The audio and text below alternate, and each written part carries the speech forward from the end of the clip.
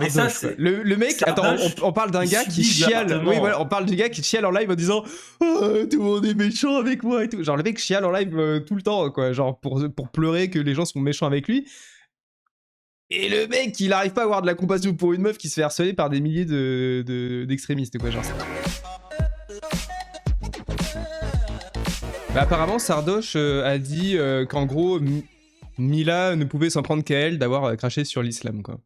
En gros. De quoi? En gros, il a dit qu'elle méritait ce qui lui arrivait. En gros, elle mérite la vague de haine, de harcèlement, le fait qu'elle risque que sa vie en permanence maintenant et qu'elle est sous protection policière et tout.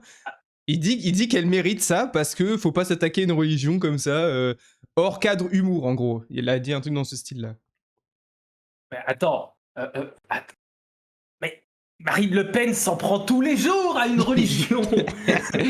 Putain, dire. Il y a pas de policiers autour de Marine Le Pen. Mais attends. Des humoristes s'en prennent à des religions. Il y en a un qui est très connu là, qui s'en prend souvent aux juifs. Oui, il paraît. Ouais. Et il a pas de la police autour de lui. Ou quand la police est autour de lui, c'est qu'ils vont l'arrêter. Ouais, c'est un peu ça. C'est plutôt l'inverse, effectivement. Non, mais attends. Mila, tu vois, genre, j'ai suivi l'affaire. J'ai pas mal suivi l'affaire. Et franchement, tu vois, moi qui fais des contenus un peu, on va dire, voilà, on va pas rentrer dans le détail, mais certaines communautés se retrouveront dans mon contenu. Je pense même que certains fans de Mila sont abonnés à moi sur TikTok. D'ailleurs, et Mila, c'est sur TikTok qu'elle avait fait des vidéos de mémoire. C'est possible, effectivement. Je sais pas. Franchement, tu vois, moi je dis couillu quand même, la meuf. Couillu parce que c'est. Enfin, je veux dire... elle devait pas s'attendre à ce que ça parte aussi loin aussi, quoi. Ouais, mais c'est normal, c'est TikTok, c'est la viralisation, tu vois. Parce moi, que quand je poste tu peux dire couillu si elle savait ce qui allait arriver derrière. Tu vois, s'il avait conscience de ce qui allait se passer. Et genre, personne n'aurait pu prévoir que genre ça dérape autant, quoi. Bah, tu vois, moi, j'ai fait que quelques millions de vues et ça a dérapé instantanément à base de menaces de mort et des trucs comme ça. Et j'en ai fait une vidéo, tu vois, où je me fous de la gueule des gens qui m'envoient des menaces de mort, déjà parce qu'il y a des fautes d'orthographe. Et deuxièmement, parce que, enfin, je m'en fous, tu vois, honnêtement, je veux pas appeler la police pour avoir une protection policière parce qu'il y a 3 Algériens perdus qui m'ont dit on va te tuer au nom d'Allah. Après, tu vois, elle c'est un peu plus que 3 Algériens perdus, je crois, quand même. Ouais, elle peut plus trop sortir dans la rue. Ça a l'air quand même des proportions assez inimaginables, quoi.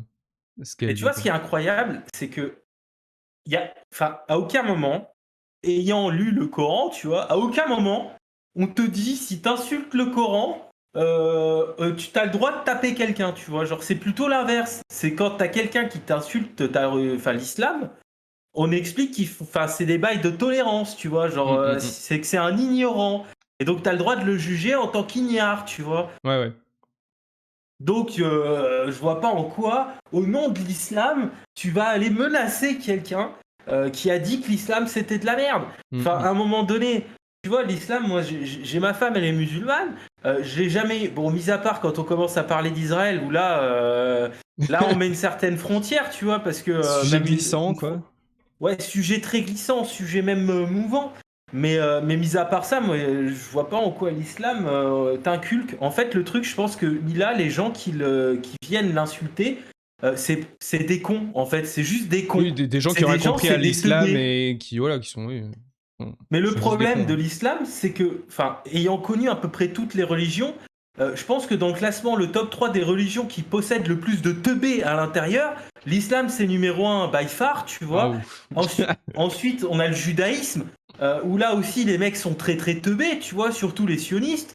Et puis ensuite, on va avoir les catholiques, où là on a quand même un certain nombre de consanguins bien teubés, voilà. Mais franchement, ouais, c'est vrai que l'islam en France, on a une grande proportion de teubés plus, tu vois. C'est possible. Dans toutes les religions. C'est vrai que, les gens, ils insultent les chrétiens, ils en prennent un peu dans la gueule, mais ça va, ça passe, c'est accepté. T'insultes les juifs, tu te fais ostraciser comme Dieudonné, mais t'as pas besoin de protection judiciaire. T'insultes les musulmans, protection judiciaire, voilà, tu risques ta vie dès que tu sors acheter un kebab. Parce que t'as des gens qui sont teubés dans ce... Mais c'est vrai qu'il y a quand même 3 niveaux, quoi. Après, est-ce que ça inclut un nombre de personnes, je sais pas, mais bon, c'est vrai qu'il y a quand même différents niveaux de dangerosité selon la religion. Mais je pense même pas que c'est la religion, tu vois, qui pose problème. Parce que l'islam, en réalité, y a pas de problème avec l'islam. Dire des mecs qui enlèvent leurs chaussures, qui se lavent les pieds et les mains, qui vont sentir le fiac dans une salle où il fait 40 degrés. À un moment donné, laisse-les vivre, tu vois. Mais des mecs qui viennent, parce que tu dis que c'est pas bien qu'ils sentent le fiac dans une pièce à 40 degrés, qu'ils ont enlevé leurs chaussures, mais au moins ils ont lavé leurs mains et leurs pieds. Là, tu risques la mort, tu vois. Tu risques, comme Samuel Paty, de te faire couper la tête. Moi, à un moment donné, tu vois, je viens d'une culture maghrébine. À aucun moment, je me dis, bon, si je dis l'islam ça pue du cul, on va venir me couper la tête, tu vois. Mais comme elle s'appelle Mila, elle est blonde aux yeux bleus et qu'elle est sûrement, tu vois, un peu fachoisée, on s'en fout. Forcément, les mecs ils se sentent pousser les ailes et ils se disent on va la choper avant, on va la violer dans une cave. Oui, surtout que c'est le genre de meuf que de base, déjà, quand elle s'exprime sur internet, je pense qu'il y a 40 personnes qui disent sale pute, on va te niquer et tout. Genre. Oui. Déjà t'as tous les ragix de base en fait qui sont présents, sauf que là, elle a pris en plus tous les extrémistes. Ouais, je vais pas finir cette phrase, mais voilà quoi. Elle a pris tous les extrémistes. Mais en gros, Sardoche, il a raison et il a tort, tu vois. Je vais reprendre parce que c'est quand même le vrai sujet de fond, c'est Sardoche. Il a raison et il a tort en même temps. Moi, quand je publie un TikTok où je parle mal d'une communauté parce qu'il me casse les couilles, et je vais, excusez-moi du terme, hein, j'espère que tu vas pas te faire striker, je suis conscient que cette dite communauté va venir me casser les couilles, tu vois. Mais ça me dérange pas, parce que c'est comme ça, tu vois. Genre, c'est moi qui l'ai voulu. Après, tu fais pas meuf un peu fragile, facile à intimider Enfin, tout le monde ne génère pas un buzz, tu vois. Il y a des gens, ils disent des trucs bien pires que ce que Mila a pu dire et ils n'ont pas généré un buzz énorme autour d'eux qui fait qu'ils risquent leur vie, tu vois. Bah, t'as un artiste raté qui a fait un gros buzz. Après, il y a l'algorithme aussi. Raté qui a fait un... Ouais. L'algorithme J'étais en train de dériver. Ouais, mais le mec dérive total. En gros, le problème de fond, c'est que Mila, elle a fait sa petite vidéo, tu vois. On l'aurait oublié. On l'aurait totalement oublié, sa vidéo, si elle en avait fait qu'une, tu vois. C'est vrai qu'elle a remis des couches après en mode oui, vous êtes vraiment des cons. Genre, je sais plus comment ça s'était passé, mais oui, c'est vrai qu'elle a remis des couches. Mais tu peux pas lui donner tort, tu vois. Bah, de toute façon, en France, voilà, elle a le droit, de toute façon, en France. A priori, voilà. Ouais, mais dis-le en privé, tu vois. À un moment donné, ok, t'as une vague de haine. Ok, t'as 10 000 mecs qui veulent ta peau. Bah, arrête de publier, tu vois. Tais-toi et puis dire en privé avec tes 3 copains qui ont le crâne rasé. J'en ai marre de ces gens-là. Après, bref, alors, voilà. Quel âge elle a déjà quand elle a commencé le problème, là, le drama? 16, 17. 16, ouais. 17. Bon, c'est aussi un âge où quand tu te rends compte comme ça, il y a un truc, t'as envie de, tu vois, de provoquer aussi. Je pense qu'il y a un peu ça qui a joué parce que elle veut de la notoriété. Clairement, un adulte face à cette situation se serait dit ok, tu sais, petit coup de frein, je rétrograde, hop, on va prendre la petite rue tranquille, on va se faire oublier un peu. Alors qu'elle, elle a joué son rôle d'un peu d'ado de quoi, j'ai pas le droit de m'exprimer sur ça, mais vous êtes tous des enculés, je vais m'exprimer à mort. Enfin, tu vois, elle a vraiment joué ce truc-là, à passer sur les plateaux de télé, à continuer, tu vois. Donc, c'est vrai qu'elle a un peu alimenté aussi le truc. Après c'est pas une raison. Enfin, ça n'excuse pas le comportement des mecs en face, mais c'est vrai que clairement, là où quelqu'un de conscient de ce qui se passe aurait fermé sa gueule un petit peu, un minimum, on lui demande pas de... Voilà, mais bon, voilà. L'un des problèmes de fond, c'est que s'exprimer sur l'islam quand t'es une femme, déjà, on va partir d'un débat simple. C'est que les mecs qui lisent un bouquin qui t'explique que la femme, elle doit être docile, tu vois, que tu vois, une femme, c'est une mère, tu vois... la place de la femme, tout ça, on connaît. Voilà, genre que la femme, elle a pas vraiment son droit à s'exprimer plus que ça, tu vois. Et les mecs, ils sont fanatiques de ce bouquin-là. Donc forcément, la meuf, elle va s'en prendre plein la gueule, tu vois, c'est normal. Enfin, quand tu t'exprimes sur le sujet de l'islam, à mon avis, le mieux, c'est de lire le Coran avant. Comme ça, tu sais ce que tu peux... tu peux dire sais ce que à qui tu t'adresses, tu sais. Mais au moins, tu connais ton public. Parce que... voilà, parce que là, la meuf, elle se prend des insultes, elle se dit « Mais ils sont bizarres, pourquoi ils réfléchissent pas comme moi ?»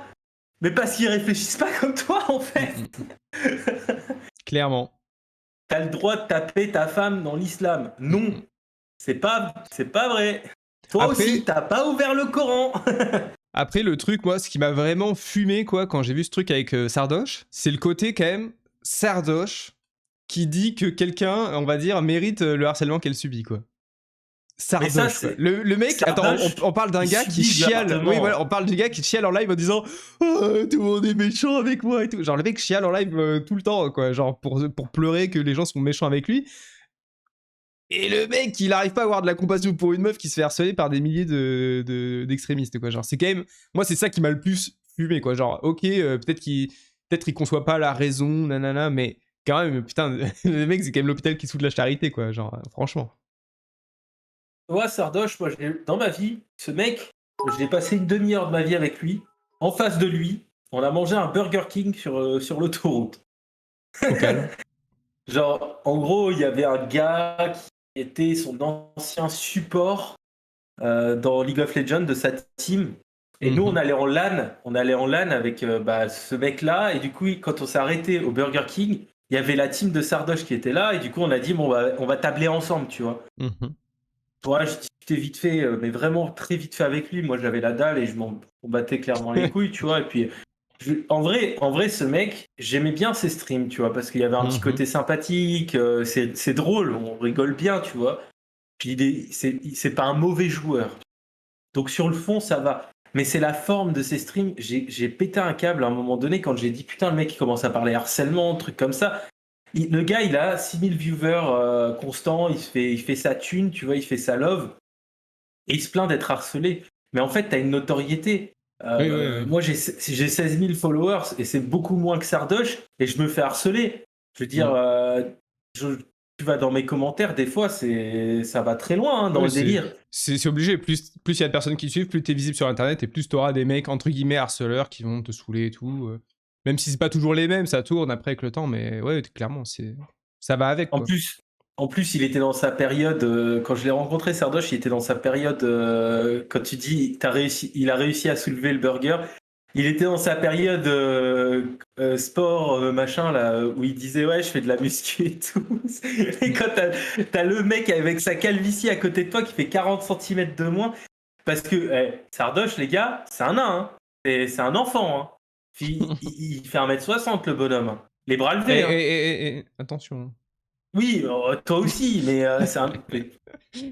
Et la calvitie aussi pour toi. Mais... en fait, t'es un petit Sardoche au bat. Je vais sortir le banhammer, attention. Il regrette de m'avoir passé de niveau en modération. Je regrette éternellement. En gros, Sardoche, c'est quelqu'un... juste, allez voir sur sa chaîne, il y a un clip où je lui mets une branlée aux échecs, tu vois. Parce qu'il s'est dit, tiens, je vais jouer aux échecs en pensant que c'est le roi du monde aux échecs. Je me dis, tiens, moi j'ai un compte sur un site d'échecs, je sais pas si tu te souviens, Oubat, je t'en avais parlé. Bah après, je vois le site qu'ils utilisent là. En gros, tu vois, moi j'ai quand même un bon elo parce que j'ai fait des échecs depuis petit en compétition. Tu vois, j'ai quand même un petit niveau. Je me défends, mais je suis pas un gros, je suis pas un maître, hein. Et très loin de là, mais je me défends. Et je le vois, il a un pire elo que moi. Du coup, je vais sur le site et je me dis bon, peut-être je vais réussir à le sniper. Je l'ai snipé deux fois, il a pété un câble. Il a rematé la game, il m'a traité de tricheur et il m'a report. Hein. Classique. Parce que bon, c'est pareil, c'est vrai que le gars se plaint du harcèlement, mais il en joue tellement aussi. Mais c'est son fond de commerce, le harcèlement. C'est-à-dire que voilà, il dit de la merde, tout le monde lui tombe dessus, et voilà, il pleure après en live. Et puis c'est un cycle sans fin. Et dès que ça baisse un peu, je pense, en termes de. C'est un peu une AW, si tu veux. Voilà, en même temps, le mec, tu vois bien qu'il a des creux.